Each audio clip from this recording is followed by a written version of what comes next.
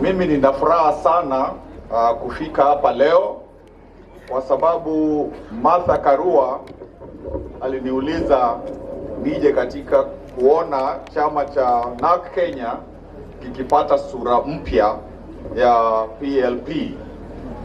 Nimetoka mbali na Karua kwa sababu sisi wote wawili tulikuwa shule pamoja ya kisheria, mmoja akisimama na mwingine akikaa chini. Kwa hivyo Martha akiniomba nifanye jambo huwa mwepesi kwa kubali. Na vile vile tulipoanza NARC Kenya nilikuwa kutumia lugha ya Wamunyoro shareholder. Nilikuwa founder of NARC Kenya. Kwa hivyo nikaona kwamba leo mpaka pia nifike. Alafu mimi ninapenda sana people's liberation. Mahali kuna hayo maneno mawili huwa mimi lazima nihudhurie. Na kwa kweli najua, kwa sababu tumefanya kazi kwa muda mrefu na Martha, nimejua kwamba Wakenya wako katika roho yake, na akiuliza tufanye jambo ninajua kwamba hatuwezi kupotea njia. Hapa nimeona viongozi wengi na wana talents nyingi, na nimeona kwamba kuna nia ya kuleta hizo talents pamoja. Na kwa kweli tulipoona Gen Z wakisimama ndio wakomboe Kenya, they sacrificed their lives for a purpose. So even our viongozi wako hapa na kuna wengine hawako hapa, ninajua kwamba if the young people could sacrifice their lives for Kenya, each one of you and maybe others who are not here want to be presidents, you will do a small sacrifice of sacrificing your presidential ambitions so that the country can go forward. Kwa sababu hicho kiti cha president kinaweza kukaliwa na mtu mmoja, hakiwezi kukaliwa na watu wawili. And even when one person is the president 2027 going forward, what I think is needed in this country is group leadership, so that a president is just a person who is before, the others, lakini sio yeye kila kitu jinsi tumeona. Alafu nikimalizia nataka niseme huyu Kasongo ni mgumu, na he is good at last mile politics. Kwa hivyo huyu ni mtu wa kupangiwa vilivyo. Watu wakifikiri ni mteremko, ana mbinu nyingi. Kwa hivyo ndio tusiseme tunafurahi, hiyo sio enough. Kazi itafanywa, inatakikana ifanywe.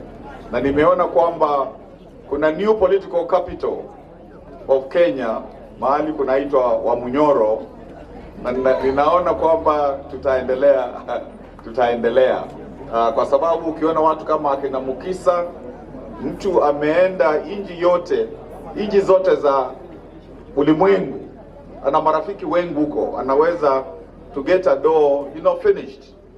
Hata ndugu yangu Kalonzo, isipokuwa kuna wakati tunakuwa na shida kidogo, ana capacity ya kuwa he has not been mentioned with corruption. Kwa hivyo hapo kuna jambo. Huyu mzee, that's a tough nut. Huyu ni mtoto wa maumau, so a lot is expected from you.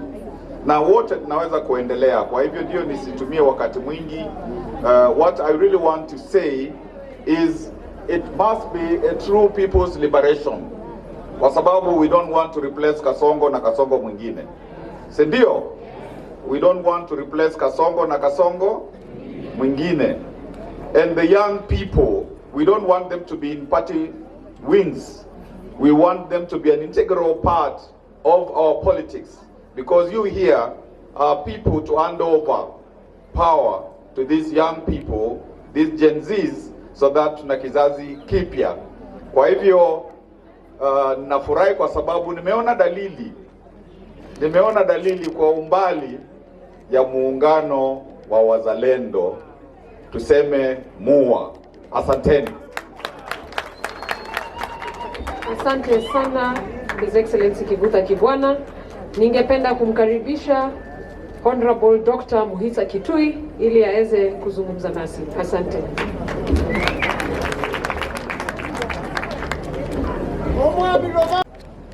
Mrongo mpya wa chama cha PLP, nilikuwa mwanzilishi party leader wa NAK Kenya. And the DNA of NAK Kenya as a party that is responsive to youth vibes, to new thinking, remains to inform my thinking about this country. Sitasema mengi sana.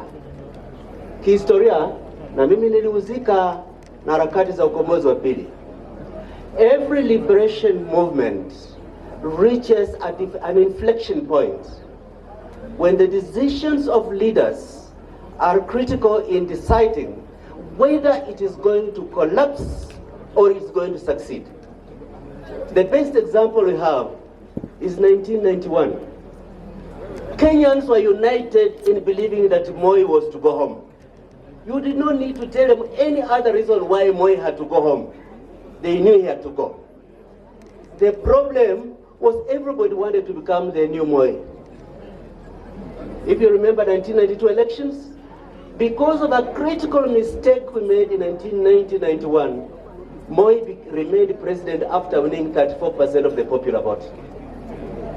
We are approaching a similar inflection point.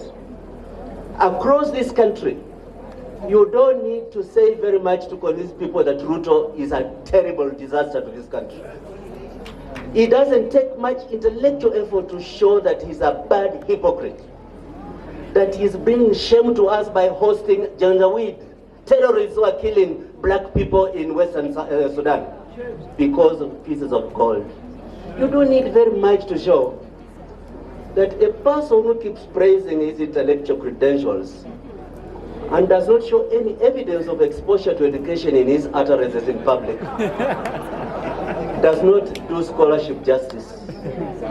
But you know, the problem for Kenya right now is how can we use this moment of the relaunch of PLP as an opportunity to get every one of us to say, I have partisan interests to grow my party. I have personal political ambitions to move forward. But I have greater ambition to be part of national solution that Kenya must be liberated from the yoke of RUTO more urgently than my personal desire for political office. If we can take that as our main message going forward, the dividends are very, very close to us. 1991 we had a problem. We did not have a matter to bring us together and say our goal is larger than our personal ambition. But imagine if this had happened 2 years ago, no boys would have been picked from their homes in Kondele and their bodies found slaughtered by guns. No youth would have been shot on the streets of Nairobi and became statistics in mortuaries with impunity. Just what Rai would not have been abducted and be told, you withdraw this case or I'm going to kill you or expel you. Today, the blood of Gen Z, the fate of investors, the aspirations of a nation call upon us to be genuine in our determination, take shame of our nation, return humility to leadership, and find a higher calling that national liberation is more important than your personal political ambition. Thank you very much.